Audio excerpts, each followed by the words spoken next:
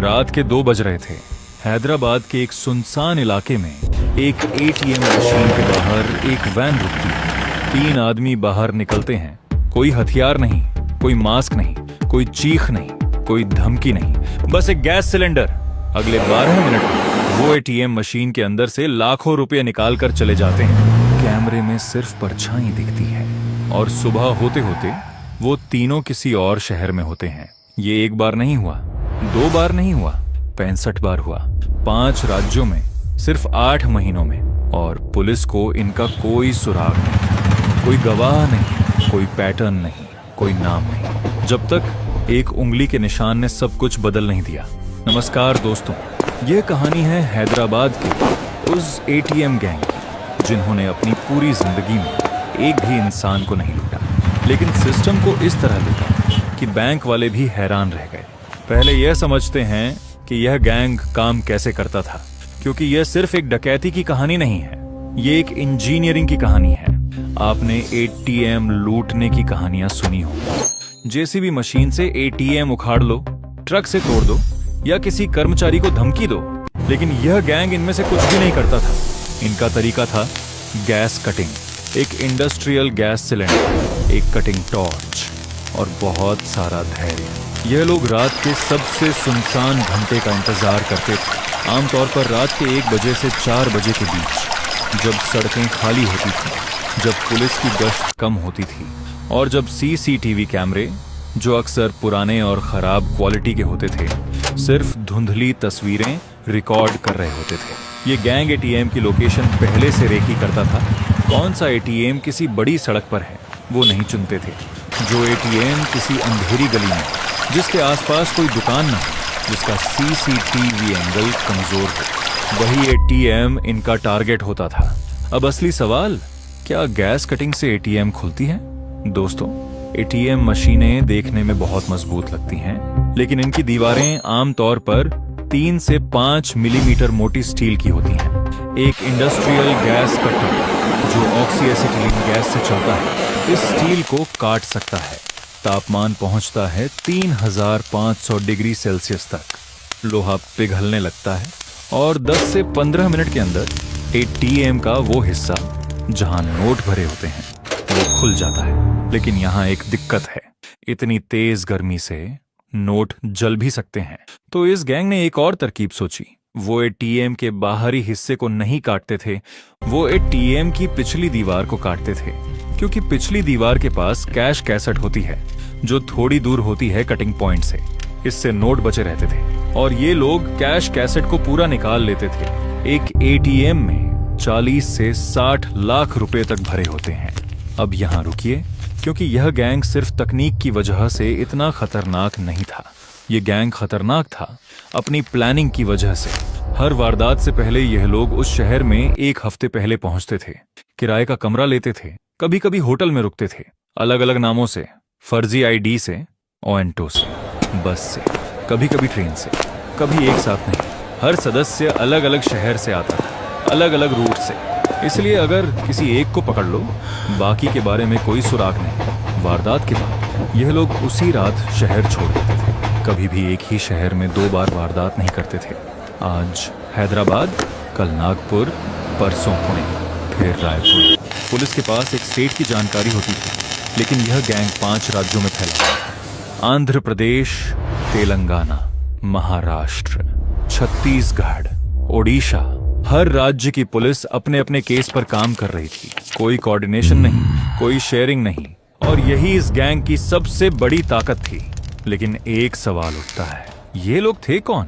कोई बड़ा क्रिमिनल नहीं, कोई पुराना बदमाश नहीं। इस गैंग का मुखिया था रमेश। तेलंगाना के एक छोटे से गांव से पहले वेल्डिंग का काम करता था। हाँ, वेल्डिंग, यही उसकी ट्रेनिंग थी, यही उसका हुनर था। उसने गैस कटिंग वेल्डिंग के काम में सीखी थी और उसी हुनर को उसने एक अलग दिशा में मोड़ दिया। रमेश ने अपने साथ जोड़े कुछ और लोग। कोई पहले मजदूरी करता था, कोई छोटी मोटी चोरी, कोई बेरोजगार। ये कोई हाई प्रोफाइल गैंग नहीं था, ये थे आम लोग जिन्होंने एक असाधारण तरीका ढूंढ लिया। पहली वारदात हुई थी हैदराबाद के बाहरी इलाके में। एक सुनसान इलाके का एटीएम रात के करीब 2 बजे पूरा काम 15 मिनट में खत्म। उस एटीएम से निकले करीब 38 लाख रुपए।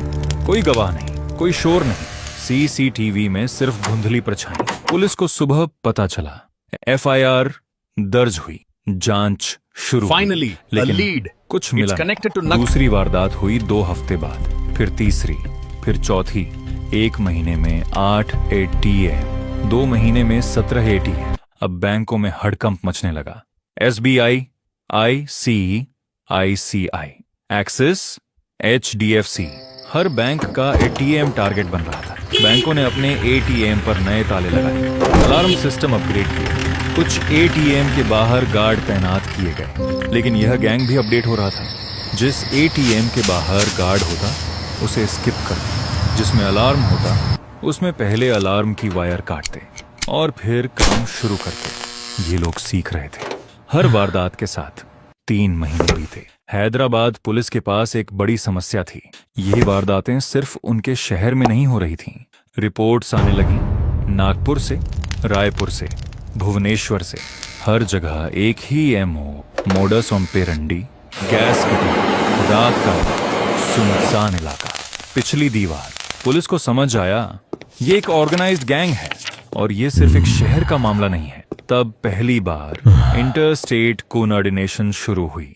5 राज्यों की पुलिस एक साथ आई। सारे केस के डेटा को एक जगह रखा गया। 65 वारदातें, 8 महीने, 5 राज्य, अनुमानित लूट 3 करोड़ रुपए से ज्यादा। लेकिन अभी भी कोई सुराग नहीं था। सीसीटीवी फुटेज थी, लेकिन चेहरे साफ नहीं थे। आरोपियों ने हर बार अलग गाड़ी इस्तेमाल की थी, कभी किराए की, कभी चुराई हुई, कभी किसी और के नाम पर। नंबर प्लेट हर बार बदली हुई। पुलिस के पास था बस एक धुंधली वीडियो और एक उम्मीद कि कहीं ना कहीं यह गैंग एक गलती जरूर करेगा। वो गलती है नागपुर में। एक एटीएम वारदात के बाद फोरेंसिक टीम ने एटीएम के पिछले हिस्से को बारीकी से जांचा और वहां मिला एक उंगली का निशान। सिर्फ एक, लेकिन साफ। अपराध विज्ञान में इसे कहते हैं लेटेंट फिंगरप्रिंट। यह वो निशान होता है जो आंखों से नहीं दिखता, लेकिन जब फिंगरप्रिंट पाउडर डाला जाता है तो यह उभर आता है। उस उंगली के निशान को NCRB, national crime records bureau के डेटाबेस से मिलाया गया और वहां एक मैच मिला। करण, तेलंगाना का रहने वाला, पहले एक छोटी चोरी में पकड़ा गया था। उसके फिंगरप्रिंट पहले से सिस्टम में थे। अब पुलिस के पास एक नाम था और एक नाम पूरी कहानी खोल देता है। करण की लोकेशन ट्रेस की गई, उसके फोन की कॉल डिटेल रिकॉर्ड्स निकाली गईं और उन रिकॉर्ड्स में रमेश का नंबर था। रमेश का नंबर 3 और नंबरों से जुड़ा था। धीरे धीरे पूरा नेटवर्क सामने आने लगा। पुलिस ने एक साथ 3 राज्यों में रेड मारी, तेलंगाना, महाराष्ट्र, छत्तीसगढ़, एक ही रात। रमेश उस वक्त नागपुर के एक सस्ते होटल में था। जब पुलिस पहुंची वो सो रहा था। उसके कमरे से मिला एक गैस सिलेंडर, कटिंग टॉर्च और 8 लाख रुपए कैश। करण हैदराबाद में पकड़ा गया। बाकी सदस्य एक एक करके गिरफ्तार हुए, कुल 7 लोग। लेकिन जब पुलिस ने इनसे पूछताछ की तो कुछ बातें सामने आईं जो हैरान करने वाली थीं। रमेश ने बताया, हमने कभी किसी आम आदमी को नहीं लूटा। हम रात को आते थे जब एटीएम में कोई नहीं होता था। हमने कभी किसी को धमकी नहीं दी, कभी हथियार नहीं उठाए। अब आप सोच रहे होंगे क्या यह सफाई देना सही है? बिल्कुल नहीं। लूट होती है, चाहे इंसान से हो या मशीन से। लेकिन यहां एक दिलचस्प सवाल उठता है, इन्होंने यह सब क्यों किया? रमेश की कहानी सुनिए। वेल्डिंग का काम करता था, रोज की मजदूरी 400 से 500 रुपए। एक दिन उसने एक खबर पढ़ी, एक एटीएम लूट की। उसने सोचा, मैं तो रोज इससे बेहतर काम करता हूं, गैस कटिंग मुझे आती है। और उस दिन से एक आइडिया उसके दिमाग में घर कर गया। यह जस्टिफाई करना सही नहीं है, लेकिन यह सोचना जरूरी है कि एक इंसान जो हुनरमंद है, जो काम जानता है, जब उसे सिस्टम में जगह नहीं मिलती तो वो उसी सिस्टम के खिलाफ अपना हुनर इस्तेमाल करता है। ये उसकी गलती है, लेकिन यह सवाल भी उठता है कि वो सिस्टम कैसा है जो एक स्किल्ड इंसान को इस रास्ते पर धकेल देता है। अब बात करते हैं उस एक फिंगरप्रिंट की, क्योंकि यह इस पूरी कहानी का सबसे जरूरी हिस्सा है। 8 महीने, 65 एटीएम, 3 करोड़ से ज्यादा की लूट, और पुलिस के पास कुछ नहीं था। सोचिए, अगर वो एक निशान ना होता, अगर करण ने उस रात दस्ताने पहने होते, तो शायद यह गैंग आज भी काम कर रहा होता। फोरेंसिक साइंस, जिसे हम क्राइम शोज में ग्लैमराइज करते हैं, वो असल जिंदगी में ऐसे ही काम करती है। एक छोटा सा सुराग, एक उंगली का निशान, और पूरी गुत्थी सुलझ जाती है। अब एक और दिलचस्प पहलू, इस गैंग ने कभी एक ही राज्य में 2 वारदातें क्यों नहीं की लगातार? क्योंकि रमेश जानता था, एक ही जगह 2 बार पुलिस का ध्यान खींच लेगा, लेकिन 5 राज्यों में बांट दो तो हर राज्य की पुलिस समझेगी यह लोकल इंसिडेंट है। ये साइकोलॉजी ऑफ क्राइम है। बड़े अपराधी पुलिस की लिमिटेशंस को समझते हैं। Jurisdictional boundaries, limited resources, slow communication, और उन्हीं लिमिटेशंस के गैप्स में अपना काम करते हैं। इस केस ने एक बड़ी कमजोरी भी उजागर की। हमारे देश में इंटरस्टेट क्राइम कोऑर्डिनेशन अभी भी बहुत कमजोर है। 5 राज्यों में एक ही तरीके की 65 वारदातें हो रही थीं, लेकिन किसी ने कनेक्ट नहीं किया 3 महीने तक। क्यों? क्योंकि हर राज्य की पुलिस अपने दायरे में काम करती है। CCTNS, crime and criminal tracking network and systems, जो एक नेशनल डेटाबेस है, वो अभी भी पूरी तरह से एफिशिएंट नहीं है। अगर यह सिस्टम बेहतर होता तो शायद 10वीं वारदात के बाद ही यह गैंग पकड़ा जाता, 65वीं के बाद नहीं। गिरफ्तारी के बाद सभी 7 आरोपियों पर IPC की कई धाराएं लगाई गईं। Dacoity, theft, criminal conspiracy, mischief by fire. Court में केस चला। रमेश और बाकी सदस्यों को 7 से 10 साल की सजा सुनाई गई। वो 3 करोड़ रुपए जो लूटे गए थे, उनमें से ज्यादातर कभी रिकवर नहीं हुए। कहां गए वो पैसे? पुलिस का मानना है खर्च हो गए, छुपाए गए, कुछ बांटे गए, लेकिन एग्जैक्ट लोकेशन आज भी अननोन है। दोस्तों, इस पूरी कहानी में एक बात मुझे सबसे ज्यादा हैरान करती है। ये गैंग टेक्निकली बहुत स्मार्ट था। प्लानिंग में कोई कमी नहीं, एग्जीक्यूशन में कोई कमी नहीं। 8 महीने तक पूरे सिस्टम को चकमा दिया, लेकिन एक पल की लापरवाही, एक बार दस्ताने न पहनना और सब खत्म। एक उंगली का निशान। क्राइम की दुनिया में एक कहावत है, no matter how perfect the plan, the criminal always leaves something behind. चाहे जितना भी परफेक्ट प्लान बनाओ, इंसान गलती करता है, और फोरेंसिक साइंस उसी गलती को ढूंढती है। इस कहानी से हमें क्या सीखना चाहिए? पहली बात, हुनर का इस्तेमाल सही दिशा में करो। रमेश के पास स्किल थी, रियल स्किल।